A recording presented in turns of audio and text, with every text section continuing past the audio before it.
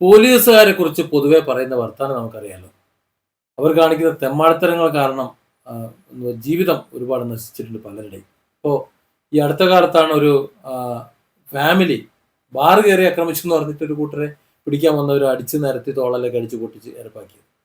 ആ കേസ് ഇപ്പോൾ ആ വാദിയായിട്ടുള്ളവർ അടി കൊണ്ടവരെ പ്രതിയാക്കിക്കൊണ്ട് അവർ ബാർ ആക്രമിച്ച കേസിൽ പ്രതികളാക്കാനുള്ള ശ്രമം നടക്കുന്നത് കണ്ടു. അതിനു മുമ്പാണ് മറ്റൊരു SI ഒരുത്തനെ പിടിച്ച് ഒരു ദിവസത്തെ ജയിലിലാക്കിയത്. അയാളുടെ ഈഗോ പൊട്ടിയിട്ട്.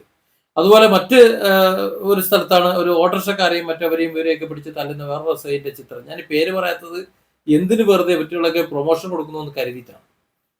അതിനിടയിലാണ് ഇപ്പോൾ എന്താ പന്നിയങ്കര ഒരു SIയെ കുറിച്ച് വലിയ വിവാദം പറയുന്നത്. പക്ഷെ ഈ വലിയ വിവാദം എന്ന് പറയുന്നത് SI അവിടെ നിന്ന് സ്ഥലം മാറ്റരുത് എന്നുള്ള നാട്ടുകാരുടെ ആവശ്യം.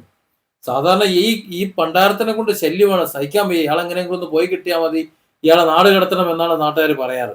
എന്നാൽ ഇദ്ദേഹം 2 വർഷമായി പന്നിയങ്കര വന്ന് ചാർജ് എടുത്തിട്ട് SI കിരൺ എന്ന് പറയുന്ന വ്യക്തി അദ്ദേഹം വന്നതിന് ശേഷം അവിടുത്തെ ലഹരി കച്ചവടം അല്ലെങ്കിൽ അതുപോലെയുള്ള കുറെ അനാവശ്യ കലാപരിപാടികളുള്ള അതൊക്കെ ഒതുങ്ങി എന്നാണ് പറയുന്നത്.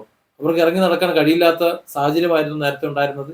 ആ സാഹചര്യമൊക്കെ മാറി ഇപ്പോൾ എഴുന്നേറ്റ് അവിടെ നടക്കാം. അതുപോലെ പാൻപരാഗ് അടക്കമുള്ള മറ്റ് ലഹരി MDMA അടക്കമുള്ള കച്ചവടങ്ങളൊന്നും അവിടെ നടക്കണില്ല.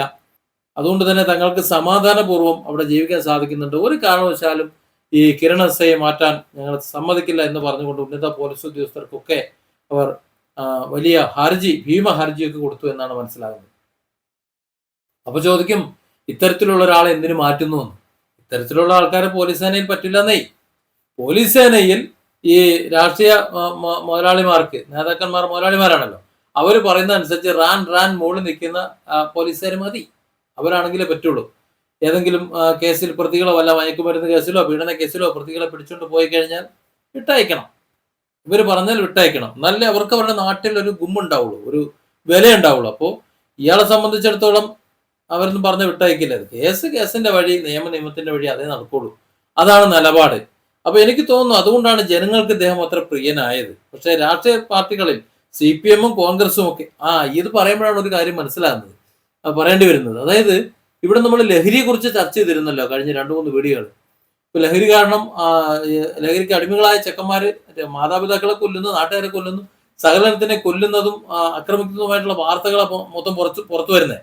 എന്തുകൊണ്ടാണ് ഇങ്ങനെ ഇത് വരുന്നതെന്ന് ചോദിച്ചു കഴിഞ്ഞാൽ ഈ പറഞ്ഞ രാഷ്ട്രീയ മുതലാളിമാർ ആണ് ഈ ലഹരിയുടെ കടത്തിന്റെ പിന്നാമ്പുറത്തുള്ളത്. അപ്പോൾ അവരുടെ പിണിയാളുകളെ ഇവിടെ പിടിക്കുമ്പോൾ അവരെ വിട്ടയക്കാൻ പറയണമല്ലോ. അപ്പൊ അങ്ങനെ ഇയാളെ വിട്ടയക്കണില്ല. അതാണ് വിഷയം. അതായത് ഇവിടുത്തെ കോൺഗ്രസിന്റെയും കമ്മ്യൂണിസ്റ്റിന്റെയും ഒക്കെ ഒരു വിഭാഗം ആൾക്കാർ തന്നെയാണ് ഇവിടുത്തെ ലഹരി കടത്തിന്റെ വില്ലന്മാർ എന്നാണ് മനസ്സിലാക്കുന്നത്. അവരുടെ കൂട്ടുകൃഷിയാണ്. ആ കൂട്ടുകൃഷിക്ക് ഈ SI കിരൺ എന്ന് പറയുന്ന ആൾ നിന്നു കൊടുക്കുന്നില്ല. അതുകൊണ്ട് അയാൾ ഇവിടെ വേണ്ട എന്നാണ് പറയുന്നത്. 3 വർഷമാണ് കാലാവധി സാധാരണ ഒരു സ്റ്റേഷനിൽ. 2 വർഷമേ പൂർത്തിയായിട്ടുള്ളൂ. ആ കാലാവധി പൂർത്തിയാവുന്നതിന് മുമ്പ് ഏത് നിമിഷവും അദ്ദേഹം അവിടെ നിന്ന് സ്ഥലം മാറ്റപ്പെടാമെന്നാണ് ഇപ്പോഴത്തെ നിലവിലുള്ള അവസ്ഥ. ഏതായാലും നാട്ടുകാർ ഒന്നായി ഇളകിയിട്ടുണ്ട്. പക്ഷെ എവിടെ ഇളകാൻ? അവിടെ നമ്മളെ ലഹരി മരുന്ന് കച്ചവടം മറ്റു കാര്യങ്ങളും ഒക്കെ തകൃതിയായിട്ട് പൊടി പിടിച്ചില്ല എന്നുണ്ടെങ്കിൽ നമുക്ക് 4 തുട്ട് തടയില്ലല്ലോ. Different angles. Don't forget to subscribe and support this channel.